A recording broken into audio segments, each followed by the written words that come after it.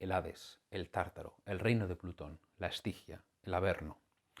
El inframundo romano recibe diferentes nombres, tiene, según quien lo describa, varios aspectos y en él moran unas u otras criaturas. Nadie sabe exactamente cómo es o dónde está. Lo único de lo que tenían certeza los romanos es que el descenso a los infiernos sería su último gran viaje para el cual deberían estar preparados. Hoy descenderemos a los reinos de Plutón. Bienvenidos a la historia jamás contada.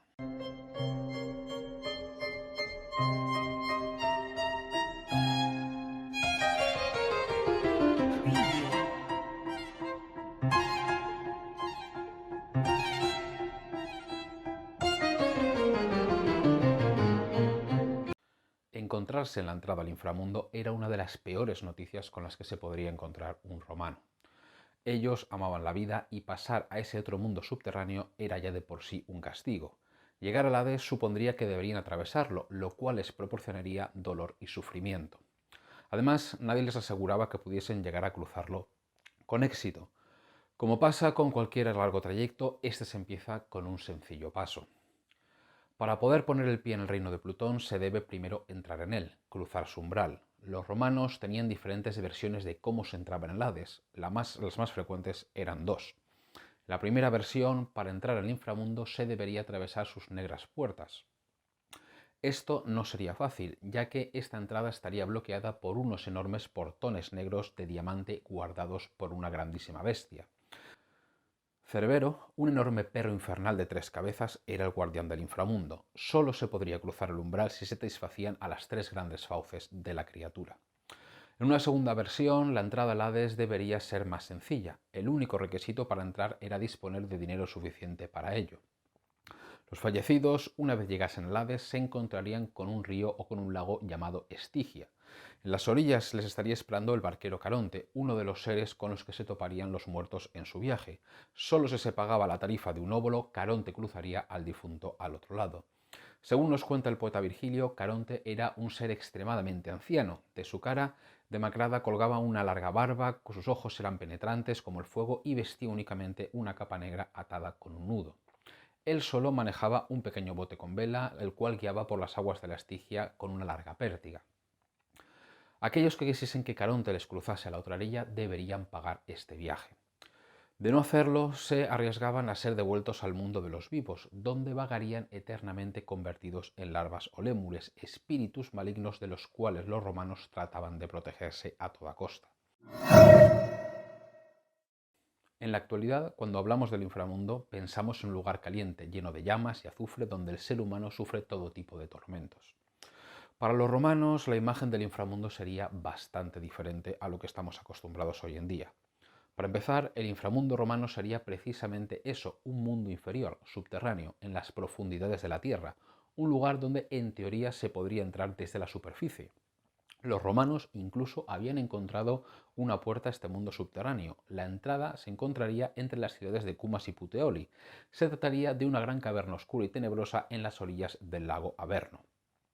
Desde este lago, las aguas negras y estancadas se suponía que se podría navegar hacia los infiernos, porque el inframundo romano es sobre todo frío y lúgubre. No existe el sol, no hay aves en el firmamento, no hay vida, únicamente existe la tierra yerma y diferentes corrientes de agua. En algunas descripciones incluso se plantea que existan 4 ríos en el inframundo: el río Estigia o río del odio, el Aqueronte, río de la aflicción, el Flagetonte, río del fuego y el Cóquito, río de las lamentaciones. Este era sin duda un lugar aterrador. El descenso al Hades era un traumático, penoso y en ocasiones interminable viaje. El espíritu del fallecido debía vagar por este mundo subterráneo durante un tiempo indeterminado, ya que su tarea allí era encontrar el camino hacia los campos elíseos. En el Averno solamente podía contar con la ayuda de sus familiares y amigos que seguían con vida.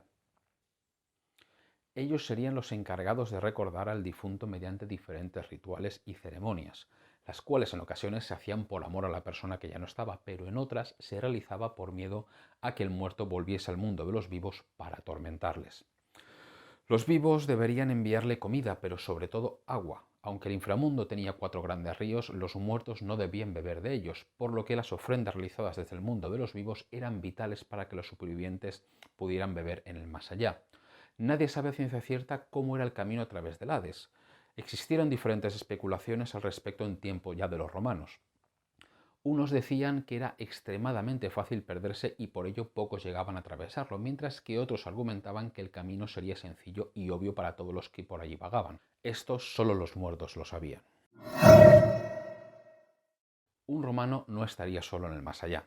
Además de los otros muertos con los que se podría encontrar en el inframundo, existían diferentes dioses y criaturas que podrían perturbar su viaje. El Hades era el reino de Plutón, el cruel dios de los infiernos, un ser que gobernaría el Tártaro desde su gran palacio. A su servicio tendría a los demonios y espíritus que poblaban su reino y que le servían para poder hacer valer su poder. Le acompañaba su esposa, Proserpina, hija del mismísimo Júpiter y de la diosa Ceres, además de sobrina suya, ya que Júpiter y Plutón eran hermanos. La unión de Plutón y Proserpina fue fruto de la maldad del dios, ya que éste se enamoró de ella y la raptó para llevarla consigo a su reino. Cuando Ceres tuvo noticias del rapto de su hija, convenció a Júpiter para que la sacara del Averno y la devolviese a su madre. Júpiter aceptó finalmente las súplicas de Ceres y trajo de vuelta a Proserpina, pero ésta se había enamorado de su raptor. Tras muchos ruegos y súplicas, Ceres accedió a que su hija pasase 6 meses con ella y los otros 6 meses los pasase con su marido Plutón. Además de las divinidades mayores, existen infinidad de pequeños dioses que habitaban el Averno. Los romanos conocían a muchos de ellos, pero quizá los que despertaban sus más profundos temores a la muerte eran las llamadas furias. 3 eran estas criaturas: Alecto, la implacable con los delitos mortales; Tisífone, la vengadora del asesino; y Megara, la celosa castigadora de la infelicidad. Aquellas personas que cometían los actos más deplorables durante su vida podían estar seguros de que se encontrarían con una o quizá varias de ellas tras cruzar las aguas de la Estigia. Todo camino tiene un final. Aunque la simple idea de que un alma tuviera que cruzar el Hades vagando durante años o incluso décadas afligía enormemente a los romanos que despedían a sus muertos, sabían que esto no sería para siempre. Al final del camino se encontraba la gran recompensa, los Campos Elíseos. Allí el fallecido gozaría de lo mejor de un paraíso eterno. Las descripciones que nos han llegado de este bello lugar nos lo ilustran como un lugar lleno de prados verdes, donde se alzan árboles aquí y allá, bajo los que uno se puede sentar a la sombra. A diferencia del Hades, en los Campos Elíseos hay abundante agua y manantiales aptos para beber, por lo que aquí el romano que habría sufrido escasez en su viaje no pasaría sed nunca más. Allí la luz sería cálida y los días soleados, solamente llovería de manera ocasional, siendo esta lluvia muy agradable, como la que se produce en los últimos días del verano. En definitiva, un paraíso en el que gozar por toda la eternidad.